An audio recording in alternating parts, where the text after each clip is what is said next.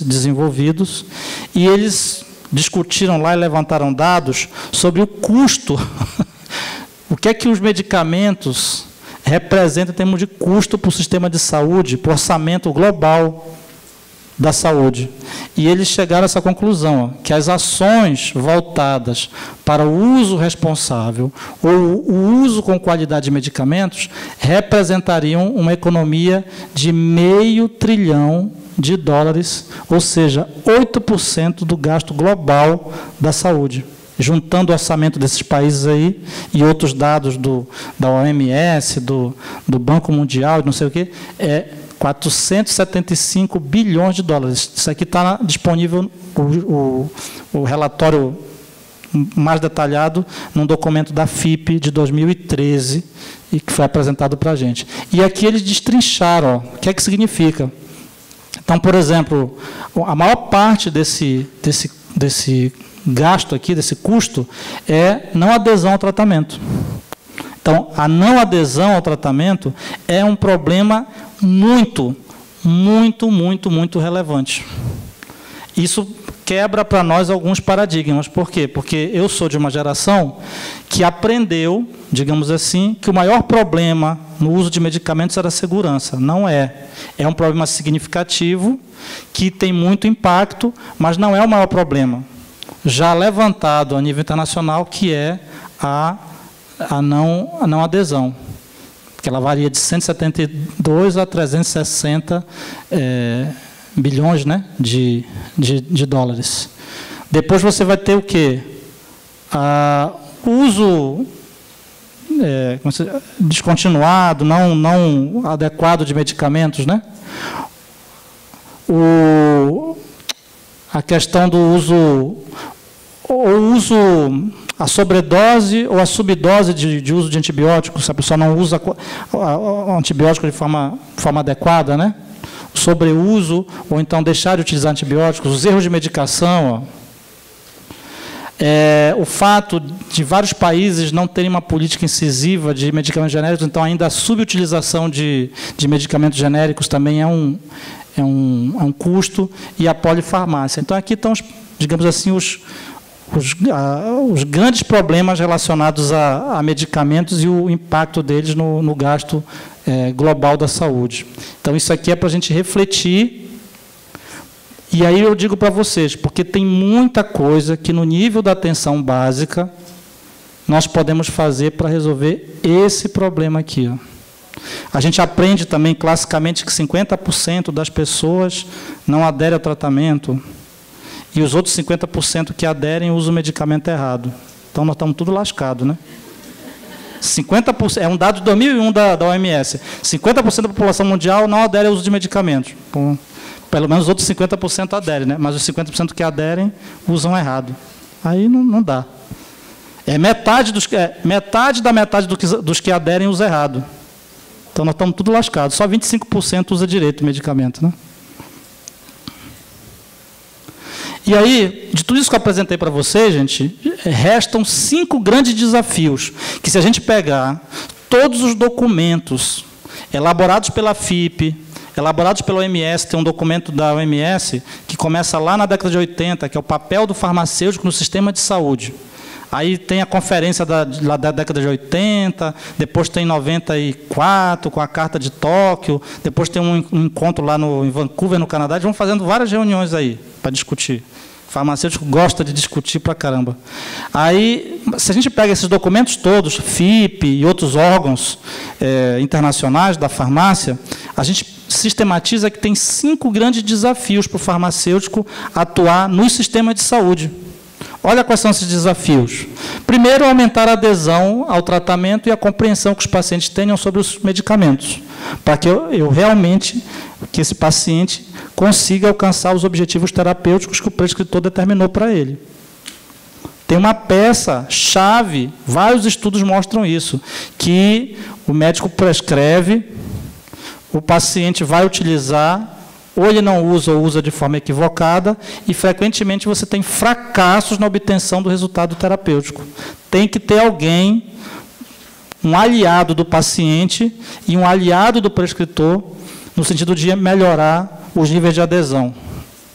para que aumente, nesse caso, os indicadores de efetividade dos tratamentos e os melhores resultados da terapia.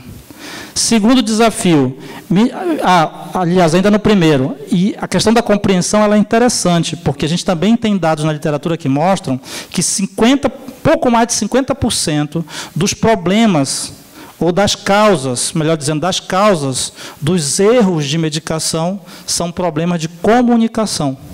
Seja entre os profissionais da equipe de saúde, ou problema de comunicação no qual o beneficiário do uso de medicamentos, o paciente, não entende direito o que ele vai usar, por que ele vai usar e como que ele vai utilizar.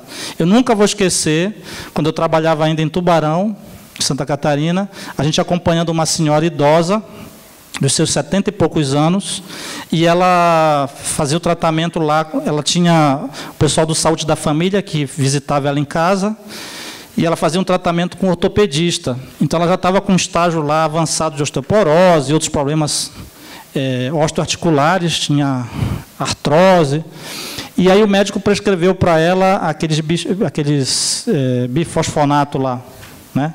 Alendronato. E ela tinha que tomar o tal do alendronato. Aí a gente fazia o acompanhamento farmacoterapêutico da paciente, aí nós descobrimos que a paciente tomava 10 miligramas de alendronato uma vez por semana. E aí nós vimos que isso era um problema, né? Porque ela tinha que utilizar 10 miligramas todo dia, ou 70 miligramas uma vez por semana. Aí nós fomos lá conversar com o médico, e o médico disse assim, mas eu expliquei para a filha dela que era para ela utilizar ou 10 miligramas todos os dias, ou 70 miligramas uma vez por semana. E aí ele explicou, só faltou ele garantir que ela tinha entendido, porque ela não entendeu, ela confundiu. E aí veja o problema, ela confundiu e ela levou para a farmácia para manipular o medicamento, porque foi manipulado.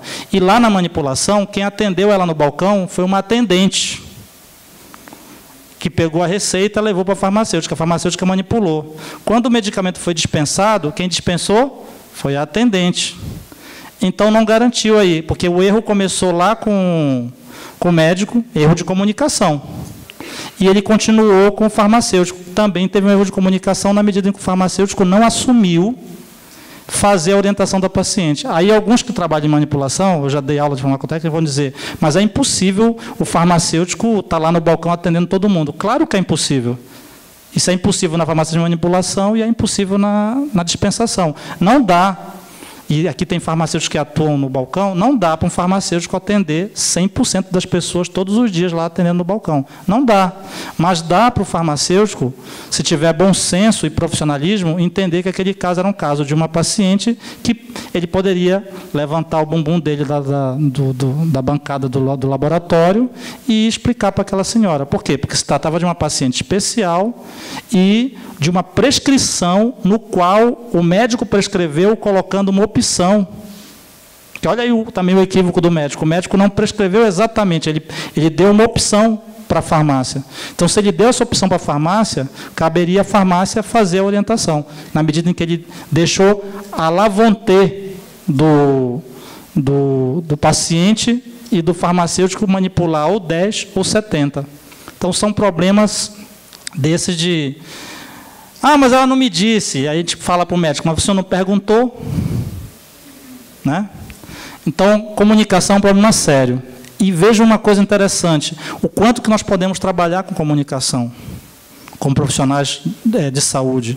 Não só fazendo a provisão da educação em saúde, mas também provendo informação. Mas aí vem aquela pergunta, nós sabemos trabalhar com comunicação? Nós somos efetivamente profissionais especialistas em informação sobre medicamentos? Diz a natureza humana e profissional que nós somos. Todo mundo mineral e animal acredita que os farmacêuticos são os principais experts na informação sobre medicamentos. A gente tem que saber se realmente isso é verdade. Nós deveríamos ser. Outro desafio é minimizar os erros de medicação. E aí nós já vimos que minimizaríamos muito desses erros trabalhando com o problema resolvendo o problema da comunicação, mas também identificando fontes de erros e cada vez mais promovendo condutas baseadas em evidências, mas não só exclusivamente baseadas nelas. ok? As evidências são uma fonte importante para a tomada de decisão, mas elas não podem ser o único fator que nos leva a tomar a decisão. Às vezes, o bom senso é a melhor evidência que nós podemos ter. E, às vezes, o bom senso é não só a única, mas realmente a melhor opção, porque ela se contrapõe ao que as evidências dizem, mas eu vi uma entrevista de um médico que veio essa semana dar uma palestra, que ele disse isso lá em São Paulo, que muitas vezes, ou na maioria das vezes, a melhor recomendação para um paciente é se afastar do médico, não procurar um médico, né? Que ele dizia assim, quem procura, acha. Então, realmente, todo mundo que procura, acha, né? Aumentar a efetividade do controle de condições crônicas e reduzir eventos adversos a medicamentos, papel extremamente fundamental. Conciliar os medicamentos e minimizar o risco nas transferências de pacientes entre níveis assistenciais. Está aí outra coisa importantíssima. A avó da minha esposa, que já faleceu, que Deus a tenha, ela tomava 30 medicamentos diferentes. E um belo dia, eu fui lá em Triunfo visitar a Dona Maria, e disse assim, Dona Maria, deixa eu ver seus medicamentos. Eu não sabia que ela usava 30 medicamentos, ela trouxe aquele saco, parecia o saco do Papai Noel, cheio de medicamento. E aí eu descobri que ela tomava fluoxetina prescrita pelo gerontologista dela. Mas também ela usava fluoxetina prescrita pelo pessoal do posto da saúde da família, lá, do médico clínico geral. Mas também ela tomava fluoxetina prescrita pelo pneumologista dela. E, por fim, ela tomava fluoxetina prescrita pelo cardiologista. Os 4 prescreveram fluoxetina e nenhum sabia o que o outro tinha prescrito. Então, ela estava tomando uma sobredose de fluoxetina. Entendem? Quem é que pode ser o elo aí? Apareceu, desculpe a expressão, não vou falar porque está sendo gravado, né? Apareceu um doido chamado farmacêutico que pediu para olhar os medicamentos e, quando ele olhou, viu lá todas as receitas e tal, conciliou o medicamento da velha Maria. E aí nós entramos em contato com os médicos e eles decidiram quem era, afinal de contas, que seria o pai da criança da fluoxetina lá. Tirou-se todas as outras 3 fluoxetinas, ela ficou com a fluoxetina prescrita pelo gerontologista, né? Então, conciliação de medicamentos é uma coisa importante. Aliás, se a gente pensar hoje, talvez, das intervenções ou dos serviços farmacêuticos com melhor custo-efetividade, estaria a reconciliação de medicamentos e a revisão da farmacoterapia, que não deixam de ser quase que a mesma coisa, né? Os puristas aí vão me criticar, mas, no fundo, o processo é muito semelhante. Alguém aqui, principalmente os alunos mais novos, ainda não tinha ouvido falar de reconciliação? Alguém não ouviu falar? Alguém tem dúvida do que seja reconciliação? Que lá em Aracaju, quando eu falo para alguns alunos meus, o pessoal ainda tem dúvida do que seja. A reconciliação, grosso modo dizer, é você montar uma lista de medicamentos que a pessoa utiliza e harmonizar essa lista de medicamentos todas as vezes que ela muda de nível ou de ponto de assistência, né? Então, a gente vê muito isso no nosso hospital universitário lá em Sergipe. Nós tivemos uma aluna de mestrado do professor Divaldo Lira, que ela implantou o serviço de reconciliação no hospital universitário. Então, identificava as pessoas que entravam para ser internadas, e aí os médicos muitas vezes esqueciam que essa pessoa que foi internada no hospital, ela já usava medicamento. Tinha medicamento que ela usava em casa para o coração, para o diabetes, e ele muitas vezes prescrevia sem levar em consideração isso. Então, quando a gente começa a fazer as listas do medicamento que ela usa em casa e começa a comparar com aquilo que o médico prescreveu no hospital, a gente monta uma única lista, elimina a duplicidade terapêutica, já incorpora fitoterápico que ela usa, ou planta medicinal, que nenhum médico pergunta se a pessoa utiliza, mas as pessoas utilizam essas plantas aí. Lá o pessoal usa muito canudinho. Canudinho é um sambacaitá, uma planta que dizem que faz milagres para a garganta, cura frieira, pereba, ferida. E a gente tem um ambulatório de cicatrização de feridas, que a gente foi fazer a reconciliação e descobriu que a maioria dos pacientes do ambulatório utilizava esse tal de canudinho. Então, a gente tinha que estudar para saber se o canudinho era seguro e até que ponto ele interferia negativamente ou positivamente lá na cicatrização, né? Então, na reconciliação, a gente pode começar a ajudar. Opa, desculpe. Outra coisa é promover o autocuidado apoiado, principalmente no que diz respeito à automedicação responsável. Entre 16% a 18% dos problemas de saúde no Reino Unido que chegam para o atendimento de urgência ou emergência no ambulatório dos hospitais ou dos centros médicos ingleses, de 16% a 18%, são problemas que poderiam ser tratados no balcão de uma farmácia comunitária, porque são problemas, muitos deles, autolimitados e que podem ser tratados sem necessidade de diagnóstico. Então, poderiam ser tratados por um farmacêutico, poderiam ser tratados por um enfermeiro, por exemplo, que são profissionais que podem fazer muito bem o manejo dos problemas de saúde autolimitados, que, inclusive, a própria Associação de Medicina Comunitária ou da Família, não sei como é o nome, é o ONCA, é o nome, a sigla dessa associação, o ONCA, não é a fábrica de chocolate, não, viu? Então, eles publicaram lá um documento que fala, inclusive, que você tem problemas de saúde, nem todo problema de saúde é uma doença. Então, tem problemas de saúde que não exigem diagnóstico, que eles podem ter o manejo da equipe de saúde ou de outros profissionais sem necessidade de diagnóstico. Então, isso aqui é um papel importantíssimo que o farmacêutico pode fazer, que o farmacêutico faz todos os dias na farmácia. Só que alguns fazem meia boca, outros fazem errado, e outros que fazem muito bem, mas não registram. Aí não existe. Porque aquilo que não está escrito não existe. Então, quantos farmacêuticos não atendem e resolvem vários problemas de saúde autolimitados aí pelo país, afora, no balcão da farmácia, e só o farmacêutico e o cidadão que teve o problema resolvido é que sabe. Mas as autoridades, a sociedade, de forma geral, não sabem. Então, a gente não levanta evidência para mostrar o quanto que a gente vale para a saúde pública e, às vezes, também do ponto de vista financeiro, para o sistema, né? Temos que aprender a propagandear e a mostrar as evidências do que a gente faz. Então, meus queridos, eu destaco aqui 6 pontos de impacto que os serviços ou que a atuação do farmacêutico tem no nível mais básico da atenção. Esses 6 pontos de impacto, inclusive, já foram destacados pela Federação Internacional dos Farmacêuticos e pela Organização Mundial da Saúde. Então, quais são as coisas que nós podemos impactar positivamente lá na atenção básica? Nós podemos ampliar o acesso e aumentar a cobertura dos serviços de saúde. Os farmacêuticos podem fazer isso. E nos países em que os farmacêuticos fizeram isso, fizeram como? Os países ocidentais fizeram isso, integrando os estabelecimentos farmacêuticos, as farmácias comunitárias, no sistema de saúde efetivamente. Eu tenho uma ex-aluna, Catarina Freta, que é farmacêutica, formada lá em Santa Catarina, em Tubarão, que se formou farmacêutica, foi trabalhar no Reino Unido.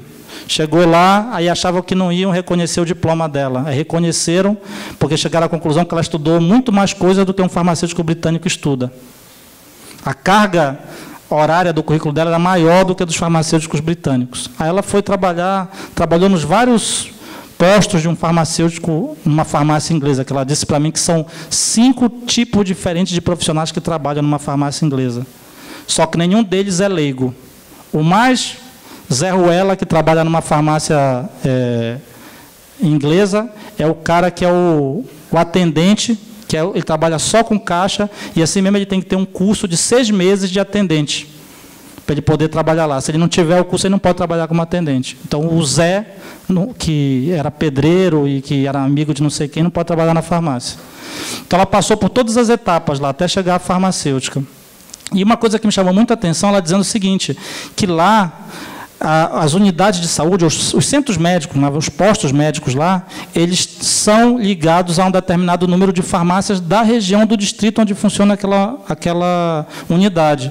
Então, quando alguém se consulta num posto de saúde tal, ele pode adquirir o medicamento na farmácia A, B, C, D ou F. São farmácias que fazem parte daquele distrito, daquela região sanitária ali. Então, isso é muito importante para ela, porque ela contando para mim, várias vezes ela atendeu pacientes que chegam com receita errada, com nome ilegível, com dose equivocada. paciente chega lá, não é só aqui no Brasil que essas coisas acontecem. E aí o que acontecia? Ela entrava em contato com o posto. Muitas vezes o médico fornecia, ou o assistente do médico, a informação por telefone. E ela dispensava o medicamento sem a receita, digamos assim, correta. E eu dizia, e aí?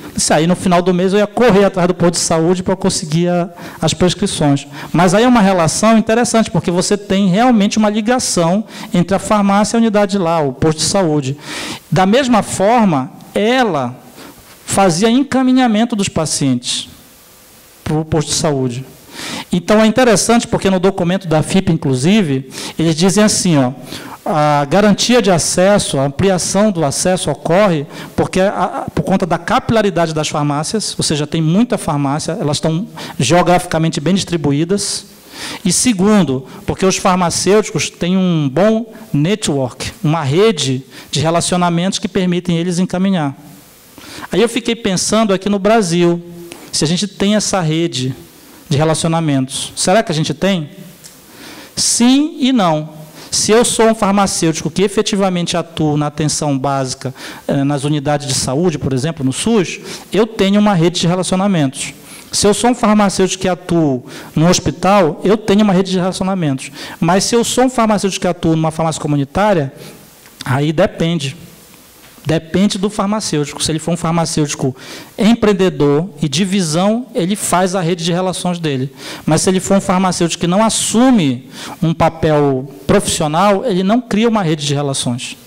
E a rede de relações ela é tudo, não só para o meu aperfeiçoamento e crescimento profissional, mas para o exercício da minha profissão. Porque a cada dia que passa, cada vez mais, a complexidade dos tratamentos faz com que a resolução da maioria dos problemas de saúde tenha que ser em equipe, tenha que ser num caráter multiprofissional. Até quem acha que pode resolver sozinho, não resolve sozinho. Alguns profissionais prescritores que acham que tem um rei na barriga que resolve sozinho, no fundo, bem lá no fundo, tem um diabinho que diz para eles e lembra que eles não resolvem sozinhos, porque sem o diagnóstico laboratorial, muitas vezes, não tem a coragem ou a segurança para prescrever o que eles prescrevem, né? Então, criar uma rede de relações é importante. Isso tem demonstrado que os farmacêuticos, nos lugares onde as farmácias estão integradas no sistema, elas realmente conseguem se posicionar como mais um dispositivo do sistema de saúde, e a gente tem esperança que isso possa acontecer no Brasil, porque nós temos agora a 13.021. Lei não é uma coisa que sai do papel sozinha, mas pelo menos nós temos hoje uma previsão legal de que aquela farmácia é um estabelecimento de saúde. Por que pareça, foi a primeira vez que apareceu na legislação dizendo que o estabelecimento farmacêutico é um estabelecimento de saúde, porque antes ele só era visto como, legalmente, única e exclusivamente como comércio, né? Outra coisa que o farmacêutico pode fazer, ações de promoção à saúde e bem-estar. O farmacêutico pode fazer muitas coisas que promovem a saúde e bem-estar. Por exemplo, o farmacêutico pode elaborar campanhas educativas, ele pode ajudar em ações de rastreio para a identificação de riscos de saúde, por exemplo, encaminhamento. Ele pode participar de campanhas, por exemplo, de imunização. É uma coisa um pouco curiosa, né? Até o nosso presidente do Conselho Federal falava, né? Por que você pode fazer aplicação de vacina quando tem essas campanhas até no supermercado, numa loja de conveniência do posto de gasolina, e não pode fazer numa farmácia? Farmácia tem lá um farmacêutico, tem um estabelecimento que, tendo profissional, ela poderia participar ativamente. E essa minha ex-aluna, ela conta que lá na Inglaterra, por exemplo, eles têm na farmácia um dos cargos na farmácia, um profissional que eles chamam facilitador de saúde. O nome, facilitador de saúde. Eu disse, o que é que ele faz? Ele fica lá para frente do balcão, fica nas gôndolas, e ele vai orientar os clientes que chegam na farmácia sobre qualquer dúvida que eles tenham sobre estilo de vida, produtos para a saúde. O papel deles é fazer educação em saúde. só que sob a supervisão do farmacêutico. Então, na farmácia onde ela trabalhava, ela dizia, tem um staff, eu faço a divisão do trabalho, porque o farmacêutico não pode fazer tudo ali dentro, mas ele supervisiona e coordena todo o trabalho da equipe. Esse cara que é o facilitador de saúde tem que fazer um curso de 1 ano. Entendeu? Não é qualquer um que pode trabalhar lá. E uma outra coisa que ela falou que é interessante, que todos, com exceção do atendente, todos, com exceção do atendente, são orientados a fazer 5 perguntas básicas para quem entra na farmácia. Quando a pessoa entra na farmácia e sai, tem que ser 5 perguntas lá que ele tem que ouvir. Qualquer um desses pode fazer a pergunta. O único que não pode perguntar, nem dar orientação sobre medicamento, é o atendente, porque esse daí mexe com dinheiro. Então, tem uma separação entre quem mexe com caixa e quem mexe com saúde, com orientação. Não pode misturar. É uma precaução ética, né, que a sociedade inglesa organizou lá. Mas, lógico, tem os seus desvios também. Nenhuma sociedade é perfeita. Outro aspecto, gestão de riscos, prevenção, identificação e resolução de problemas relacionados ao uso de medicamentos. Nós vimos 70% dos problemas que vão lá no ambulatório, na internação, na urgência, podiam ser evitados, né? Então, eu posso realmente estar identificando, prevenindo e, em alguns casos, resolvendo problemas relacionados com medicamentos. Como? Tenho vários modelos de serviço que eu posso usar para identificar esses problemas e resolvê-los. Desde a simples verificação de algum problema em potencial no ato da dispensação, quando eu faço uma rápida revisão lá da receita, da prescrição, até mecanismos mais complexos de revisão da farmacoterapia, de acompanhamento farmacoterapêutico, lá, de segmento, né? Então, tem várias formas de fazer. Melhoria dos resultados da farmacoterapia e incremento da adesão. Também, vários serviços que eu posso utilizar, vou citar alguns deles depois aqui para vocês. Mas, basicamente, aqui, revisão da farmacoterapia, reconciliação de medicamentos e o segmento da farmacoterapia do paciente, que alguns vão chamar de acompanhamento, outros vão chamar de segmento farmacoterapêutico, outros vão chamar de atenção farmacêutica, outros vão chamar de cuidado farmacêutico, outros vão chamar de gestão da farmacoterapia, outros vão chamar de gestão do uso de medicamentos e outros vão chamar de gerência, o gerenciamento do uso de medicamentos. O nome aí de fantasia é livre, vocês podem usar o nome que vocês acharem mais bonito, o que mais se adequa a vocês. O que importa não é o nome, é a essência do que a pessoa vai fazer. E as evidências têm mostrado que essas atuações aqui, esses 5 pontos, via de regra, reduzem os custos em saúde no nível da atenção básica. Então, como eu falei para vocês, eu tenho o levantamento dos estudos, dos artigos, dos estudos clínicos, a bibliografia que resume esses 6 pontos. Quais são as possibilidades, então, se eu tenho esses 6 grandes impactos? Quais são as possibilidades para o farmacêutico na atenção básica? Bom, ele pode prover educação e disseminar informação em saúde. Então, cada farmácia, cada unidade de saúde que tenha um profissional atuando ali, seja na ponta, na unidade, ou seja articulado por meio do NASF, por exemplo, pode, de alguma forma, desenvolver ações de prover educação em saúde e disseminar informação em saúde. Eu vou dar o exemplo lá de São Cristóvão, que a gente conversava com a farmacêutica. São Cristóvão só tinha uma farmacêutica, na verdade, minto, 2. Uma que ficava responsável pela vigilância epidemiológica e a outra que ficava responsável por toda a assistência farmacêutica do município. Então, ela trabalhava na gestão. Então, ficava muito difícil, ela dizia, fazer outras coisas. Agora, o que nós dialogávamos com ela, mesmo na gestão, será que você não tem como desenvolver algumas ações? Quais, professor? Por exemplo, identificar que você tem problemas de uso irracional de medicamentos, porque a equipe de saúde, dos postos, das unidades, do CAPES, tem dúvidas sobre medicamentos. Então, eu posso, uma vez na vida ou na morte, sair de lá do gabinete lá da coordenação da ciência farmacêutica e ir, por exemplo, na reunião do CAPES, são 2 CAPES no município, e uma vez a cada semestre, vou dar uma palestra para os caras, que eles têm muitas dúvidas sobre o uso de medicamentos. A equipe tem muitas dúvidas. Eu posso articular com a coordenação da atenção básica em saúde e com a coordenação dos medicamentos estratégicos, que é uma enfermeira, para a gente desenvolver algum material informativo para distribuir nas unidades de saúde.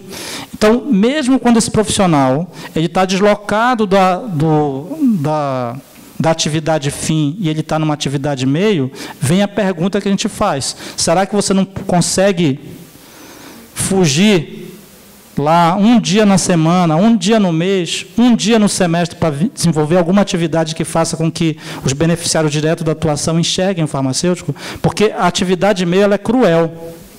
Ela é cruel. Não importa para o beneficiário do tratamento se você selecionou bem, se você padronizou o medicamento, se você tomou todos os cuidados na licitação, se você cuidou lá para que o medicamento fique bem armazenado, cuidou para que não tenha falta de medicamento, porque ele chegue no posto e tal. No final das contas, se a pessoa está com problema da pressão e ela vai tomar o medicamento e ela controlou a pressão, ela vai agradecer a Deus no céu e ao prescritor na terra. Ela não vai nem saber que no meio do caminho tinha uma pedra, ou melhor, um farmacêutico.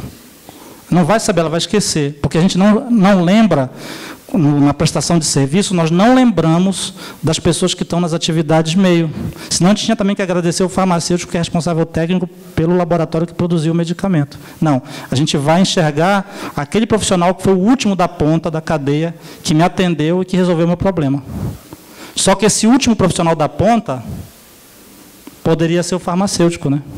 Ele poderia ser o último da ponta, realmente. Programas de imunização, programa de contracepção de emergência, ainda é um tabu em algumas sociedades, mas o farmacêutico tem aqui um papel a desempenhar. Programas direcionados a grupo de pacientes com doenças crônicas não transmissíveis, programas de desabituação tabáquica. Por exemplo, agora a gente está estou tentando ver se eu consigo um farmacêutico lá em Aracaju para orientar no mestrado, mas eu estou tendo dificuldade de conseguir um farmacêutico que queira fazer lá, que é a dissertação de mestrado dele, é inserir ele no grupo de pacientes fumantes do hospital, tem um grupo lá, de pacientes fumantes, que já tem uma enfermeira inserida, tem uma psicóloga, entrou agora uma nutricionista, e a gente conseguiu convencer a equipe que tem que ter um farmacêutico lá. Só que a equipe diz, tá, o que o farmacêutico vai fazer aqui? E aí eu estou propondo esse trabalho de mestrado lá para o farmacêutico. Mas o problema todo de conseguir um farmacêutico é porque os meus colegas que são candidatos ao mestrado comigo também fazem a mesma pergunta. Professor, mas o que é que eu vou fazer lá? Eu disse, então esquece, né? Mas tem o que fazer, porque eles utilizam medicamentos e os medicamentos interferem nas estratégias mesmo que são definidas lá para a desabituação tabáquica. Não só os medicamentos que são usados especificamente para isso, mas outros medicamentos interferem. Né? E demonstrar isso é importante porque tem um papel aqui para o farmacêutico atuar. A abordagem, ela deve ser necessariamente multiprofissional, está demonstrado que a abordagem multiprofissional é que é mais efetiva na desabituação tabáquica. Pacientes com doenças muito específicas, daquelas crônico-degenerativas ou as não transmissíveis, a hipertensão, diabetes, dislipidemias, por exemplo, toda a unidade de saúde tem lá o grupo de pacientes hipertensos, o grupo de pacientes diabéticos, o grupo de pacientes que são hipertensos e diabéticos, o grupo de pacientes idosos, hipertensos e diabéticos. Toda a unidade de saúde tem. Não tem o que a gente fazer ali dentro? Com certeza. Se um dia um farmacêutico soltar um farmacêutico no meio daquele bolo lá, ele vai ficar uma tarde inteira, entra pela noite, o pessoal perguntando coisa para ele, tirando dúvida. Pacientes com asma, atuação, você oferecendo serviço de rastreio de fatores de risco e a provisão de serviço de monitoramento de parâmetros para acompanhamento da farmacoterapia. É aquela glicemia capilar, aquele negócio todo lá que você vai fazer o monitoramento que também nós podemos oferecer, nós podemos fazer, e as atribuições clínicas, tudo isso que eu falei para vocês estão lá nas atribuições clínicas, dizendo que a gente pode fazer. Redução e notificação de eventos adversos a medicamentos. Então, se a farmácia sanitária, por exemplo, ela tivesse inserida no SUS, de verdade, ela seria um excelente local de coleta e notificação de eventos adversos. Mas também a unidade básica de saúde poderia ser um local de identificação e notificação de eventos adversos. E aqui eu quero abrir só um parêntese para vocês, assim, ó. Eu levei, alguns anos atrás, os meus alunos para fazer estágio no CAPS, o Centro de Apoio Psicossocial. Quando eu cheguei lá no CAPS, eu comecei isso em Tubarão, depois fui fazer esse trabalho em Aracaju. Quando eu cheguei em Aracaju, lá em São Cristóvão, a coordenadora do centro, a diretora do centro, olhou para mim e disse assim: mas, professor, tudo bem, se eu quiser trazer os alunos aqui fazer estágio, ótimo, porque a gente abre para qualquer um fazer estágio, mas será que vai interessar para vocês? Eu disse: por quê? Aqui não tem farmácia. Que não tem dispensação de medicamento. Então, não tem por que ter estagiário de farmácia. Aí eu perguntei para ela: mas aqui todo mundo usa medicamento, não usa? Ela disse: quase todo mundo. Eu disse: então, se tem gente que usa medicamento, espere 6 meses, eu vou lhe dizer por que precisa ter estagiário de farmácia. Entenderam? Aí, com o início desse trabalho, os CAPs de Aracaju, não foi só do meu trabalho, outras pessoas também, mas quando eu cheguei lá não tinha farmacêutico nenhum CAPs.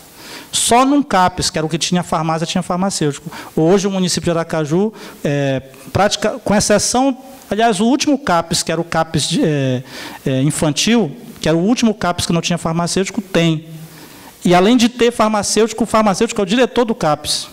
Ele foi residente, ela, na verdade, fez a residência. Quando ela terminou a residência, é uma ONG que gerencia. Ela ficou tão impressionada com o trabalho da farmacêutica que contratou ela para ser farmacêutica, mas mais do que ser farmacêutica, para ser a gestora do CAPS. Porque ela conseguiu demonstrar os problemas que tinham com o uso de medicamentos lá. Ninguém aderia, tinha uma incidência significativa de problemas também de segurança. O maior problema era a adesão, tinha segurança, e tinha uma desgraça que era que quase todo mundo da equipe tinha muitas dúvidas sobre medicamento.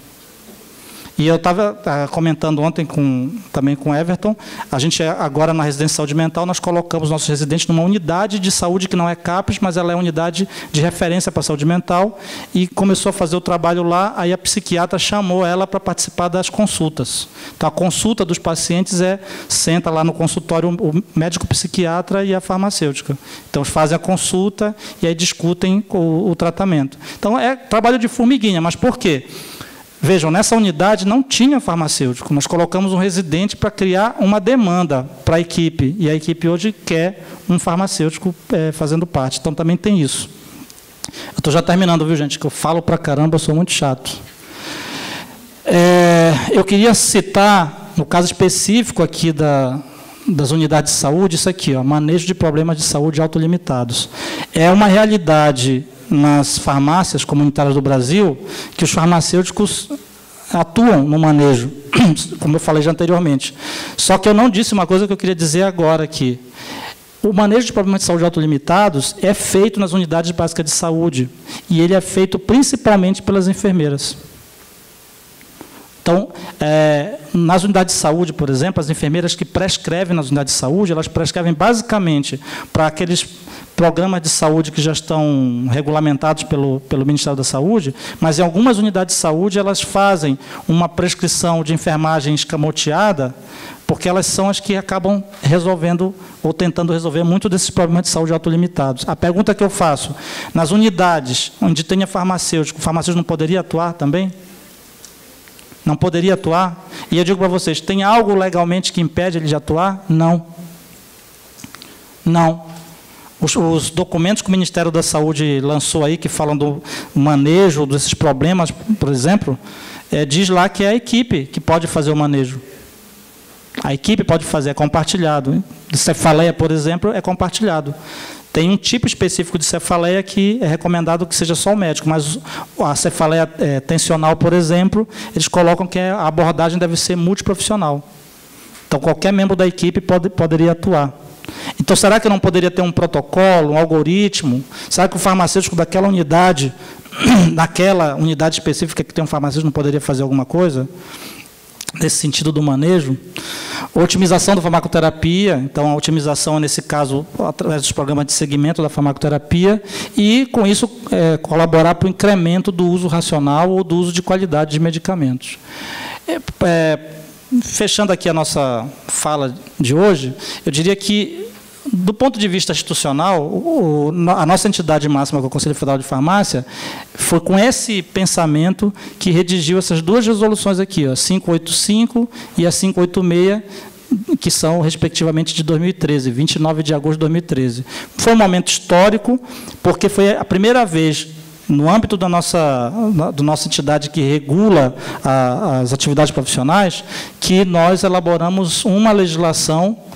A entidade elaborou uma resolução que dava cobertura legal, ainda que questionada pelo Conselho de Medicina na Justiça, mas que dava, ou que dá, uma cobertura legal para as atividades clínicas que o farmacêutico fazia no país e não tinha nenhum tipo de salvaguarda legal. Então, agora, as atividades clínicas que, eventualmente, os farmacêuticos, ou sistematicamente os farmacêuticos desempenham no país, têm um respaldo da entidade que regulamenta as nossas atividades profissionais, e essa entidade, então, buscou regulamentar na forma de atribuições. Não atividades, mas atribuições, que são o quê? Responsabilidades. É algo entre a responsabilidade e a competência para. Então, são atribuições. Então, essas atribuições elas não são obrigatórias. Aquele farmacêutico que se sinta seguro, preparado, qualificado, experiente, e tenha se sinta compelido a desempenhar essas atividades, ele vai ter esse respaldo. Por isso que é uma atribuição, não é uma obrigação, né? A atribuição clínica, e uma das atribuições clínicas, então, nós botamos o bode na sala. Esse bode chama-se prescrição farmacêutica. Muita gente, na época, não entendeu. Uma vez eu vim aqui, participei de um debate, e eu disse isso. Eu disse, vocês estão olhando para o bode. É ótimo que vocês olhem para o bode. Porque a cereja do bolo está aqui, ó. Entenderam? Por isso que nós regulamentamos duas resoluções em paralelo. Tanto, eu posso dizer isso, né? Tanto é que o Conselho Federal de Medicina entrou primeiro na justiça contra isso.